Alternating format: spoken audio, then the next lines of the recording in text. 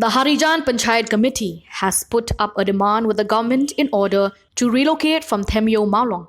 After the meeting, the chairman of the Harijan Panchayat Committee, Gurjeet Singh, said that the residents of Themyo Maolong have demanded from the government to provide a plot of land and money for them to build their own houses and not to be relocated to the houses built by the government. The demand of the HPC was presented at the second meeting between the government and the Harijan Panchayat Committee held yesterday, the 25th of April, to relocate the residents from the area. Singh said that the area in Themyo Maolong is 3.33 acres and is owned by the residents of the area.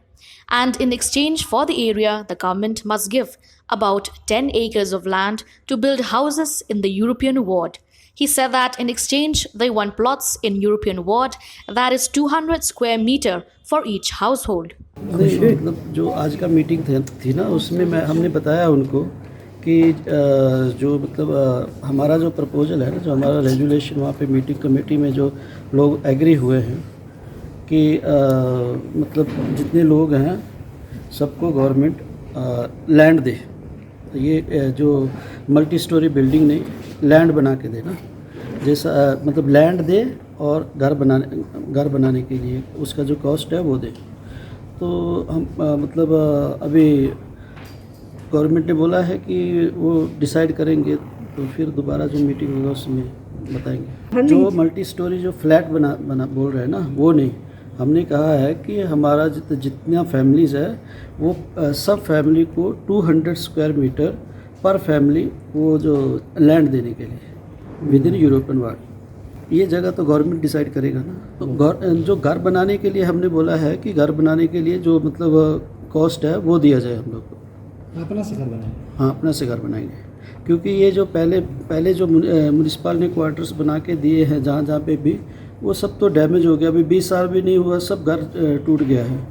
तो जो builder आते हैं वो मतलब घर बना देते हैं और वो लास्टिंग नहीं होता है। आप क्या सरकार को पैसे देंगे? नहीं, हम लोग क्यों पैसा देंगे? हम लोग तो जो हमारा पास लैंड है उसके एक्सचेंज में मांग रहे हैं। जैसा मतलब वो जो हमारा पास जो लैंड है वो 3.33 एकड़, 3 एकड़ से ज़्यादा है, ठीक है ना। वो ज़मीन को एक्सचेंज में हम चाहते हैं कि गवर्नमेंट जो तकरीबन 9 एकड़ ज़मीन जो है, 9-10 एकड़ ज़मीन जो है वो हम लोगों को दे, कि जैसा जितना फैमिलीज़ है सबको 200 स्क्वायर मीटर घर दें और एक ही जगह में दे, जो लैंड दे ना 200 स्क्वायर मीटर लैंड, और जहाँ पे एक जगह में दे और यूरोपियन वार्ड के अंदर में दे। एम्प्लॉयज़ से कोई कंसर्न नहीं है ना, क्योंकि वहाँ तो सेटलमेंट आज से नहीं है ना। वो जो गवर्नमेंट क्वार्टर है ना, वो तो गवर्नमेंट एम्प्लॉयज़ के लिए है। वो तो एम्प्लॉयज़ उनका जाना चाहता है जाएगा, नहीं जाना चाहता है नहीं जाना चाहेगा।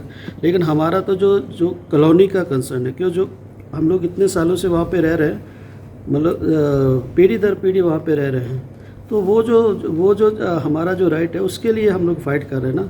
जो एम्प्लॉयज़ तो बहुत एम्प्लॉयज़ को गवर्नमेंट क्वार्टर्स देता है, देने के बाद में फिर उनका घर वहाँ पे है, वहाँ पे जब रिटायरमेंट हो जाता है तो फिर वहाँ पे जाके सेटल रहता है, वो लोग सेटल होता है। सल्यूशन नहीं है।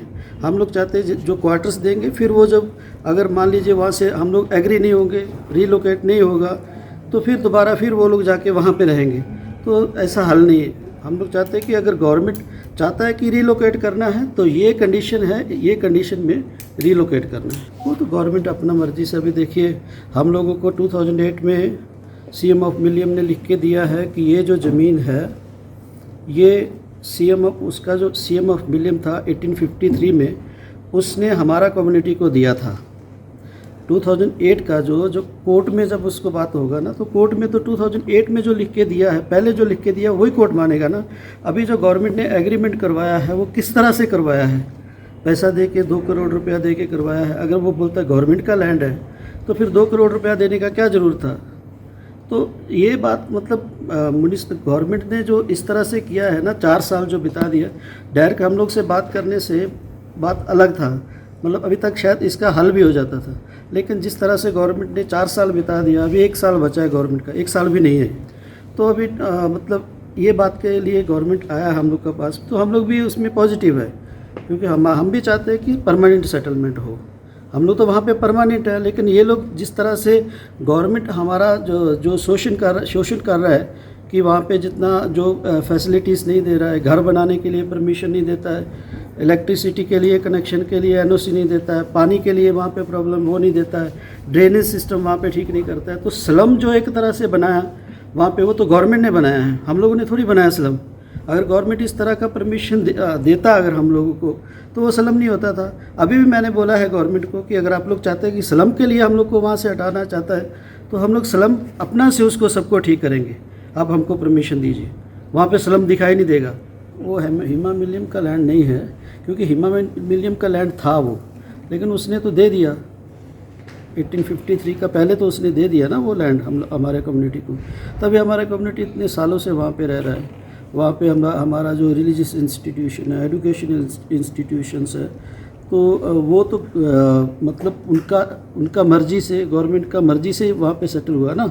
तो अभी गवर्नमेंट अगर हम लोग को चाहता है, हम लोग रीलोकेशन के अगेंस्ट में नहीं है, हम लोग चाहते हैं कि हमारा जो परमानेंट सेटलमेंट हो।